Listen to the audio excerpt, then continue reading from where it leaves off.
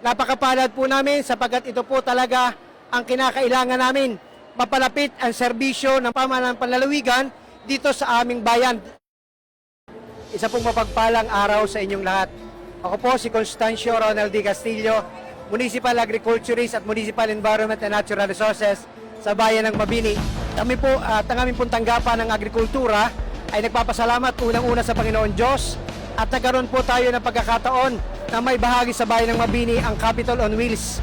Napakaganda po ng proyektong ito ng ating minamahal at ginagalang na Governor Vilma Santos sa pagbibigay po niya ng pagkakataon na may pamahagi sa ating pong mga magsasaka, mangingisda at sa mga mag-aalaga po ng hayop dito sa bayan ng Mabini ang mga tulong, serbisyo na pinagkakaloob po ng pamahalaang panlalawigan. Kaysa po naman pupunta pa po ang aming mga kababayan sa probinsya, napakalaking tulong po mismong ang ating pong pamahalaan ang pumupunta upang makapagbigay po ng serbisyo sa ating magsasaka, mangingisda at mag-aalaga ng hayop.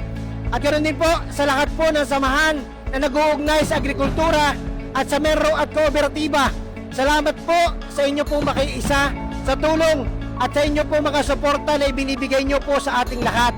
At hindi po namin ito makakalimutan at hindi po namin may isagawa ito kung wala po kayo sa ating minamahal at ginagalang na Governor Vilma Santos Recto. Maraming pong salamat sa inyo.